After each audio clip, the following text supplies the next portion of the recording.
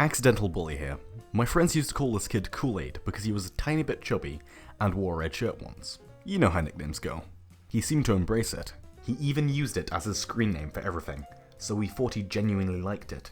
Then a few years later, he and I started dating, and I learned the nickname absolutely crushed him and gave him a horribly negative body image. I felt like shit. Yeah, but then he had a chance to make it right. There's a few ways they made it right. By drinking the Kool-Aid. Oh yeah!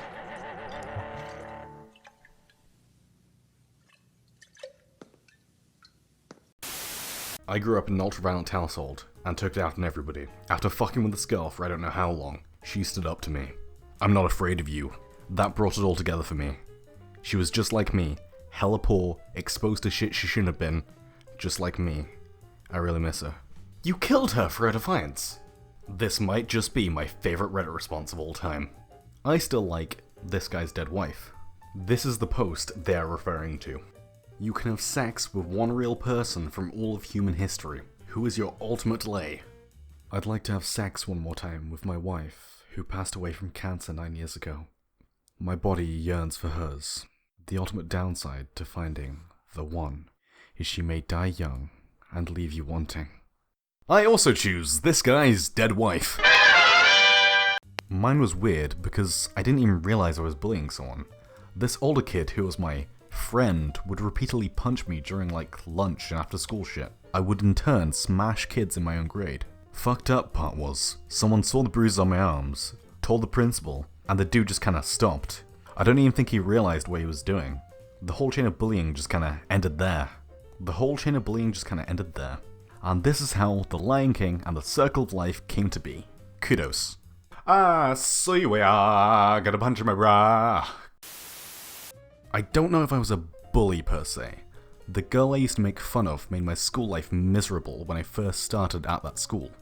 It was a private school, and the only reason I could study there was because my mum was a teacher there, so I had a full scholarship. So there was a bit of a class system, and I went to the absolute bottom of the ladder. I also had a unibrow, so there was a bit of name calling as well. That girl, however, was on the heavier side. When some boys started making fun of her for her weight, I realised I could push her down as well and get my revenge. We both realised our shitty ways and are great friends.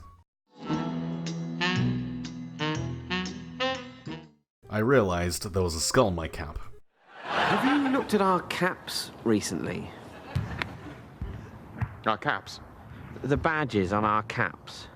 Have you looked at them? What? No. A bit? They've got skulls on them.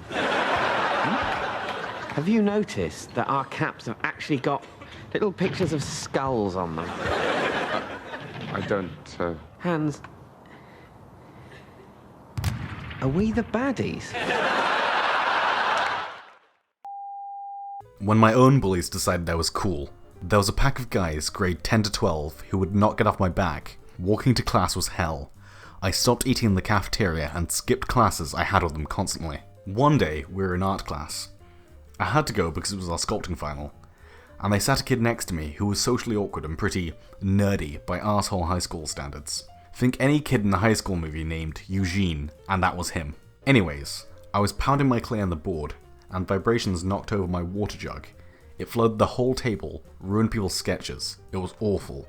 I was mortified, particularly in front of those arseholes. So I immediately turned around and blamed the other kid for it. Like, Jesus, Aaron, are you a fucking retard? What's wrong with you? To deflect the embarrassment, I went off on him. I regretted it instantly because he was visibly and clearly crushed.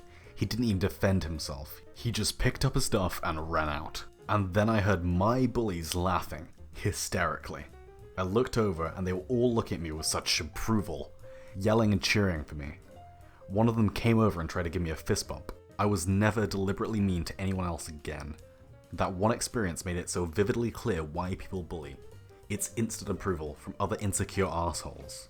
And it's way easier to make someone else the target than risk being the target yourself. I caught up to him a few years later and apologized. He was incredibly gracious about it. And he even knew why I did it, even without me having to explain. He's gone on to absolutely crush life. I accidentally used to bully my younger brothers. When we were younger, We'd get along really well because I'd teach my younger brother how to play games and stuff, and he'd understand and play the way I wanted. I realised how bad it was a few years ago. My parents would often be gone running errands while we stayed at home and did our schoolwork. I would try and make them do something with me, and when they wouldn't, or would want to change it up, I would get really mad. At that point I was like, wow, I'm a shitty older brother, and they deserve better. Sometimes I would even hit them. I noticed that they started acting scared of me in general, and would often try to avoid me as a whole. I'm 16 now, and I've been a lot better with them, and we're pretty darn close now. I'm just really thankful that I didn't permanently traumatize them, and that they're happy to be my brother and spend time with me. I feel like younger siblings are pretty resilient. I always looked up to one of my older brothers. We were super close until a year or two after our parents split. We left a relatively stable home and went into the abusive hellhole that is my mom's family. Even though he terrified me, I still desperately wanted to please him and make him like me. Kinda like a puppy, to be honest. I didn't get an apology until after I'd gotten married and left the state. Now we Snapchat and send memes back and forth almost every day.